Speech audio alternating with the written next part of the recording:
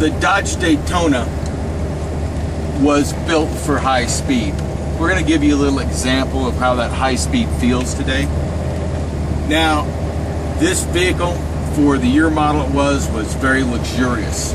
You can see the wood grain inside. You can see the full gauges. There's an AM/FM stereo here, a rear window defogger, wood grain steering wheel, pop-up headlights, console shifter. All these things were options. And again, the Charger was a really nice muscle car. Daytonas, based on the Charger, also had a good wheelbase on them.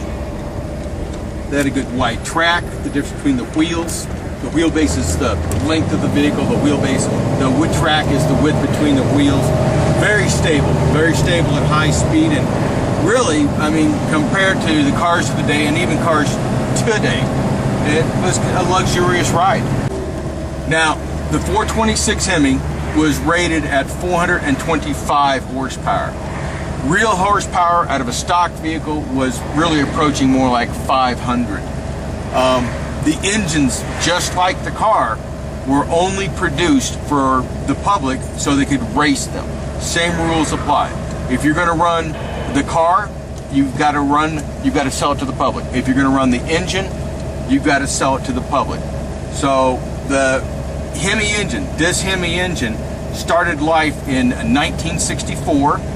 But because they didn't create the rule until later, it wasn't offered until the public until 1966. The first Hemi came available in many body styles in both Dodge and in the Plymouth lines, not in the Chrysler. Then by 1971 was the last Hemi engine, the last 426 Hemi engine produced for the road. We're going to need to put the windows up when we start going, but we're not going quite yet. Yeah, it's a little dangerous here. Yeah, get your windows up. Now, I got some E3 prodding his goddamn fornicatorium on wheels there. The Dodge Daytona, it just drives like a regular everyday car. Until you put your foot in it. Yeah, it's a little bit of a challenge with the nose, and it's a big car, but not a big car for the day. But the engine itself, even though it makes 500 horsepower, it only runs on 1/4 of its carburation until you stick your foot in it.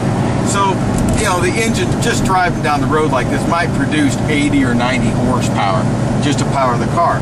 But once you stand on it, well, all 8 barrels of the twin 4-barrel carburation kicks in, and wow, suddenly you're running on 500 horsepower.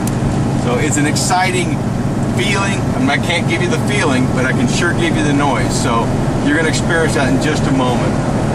Because this is a high-speed car and it's not made for drag racing, we're going to start we're going to roll on the throttle about 45 miles an hour.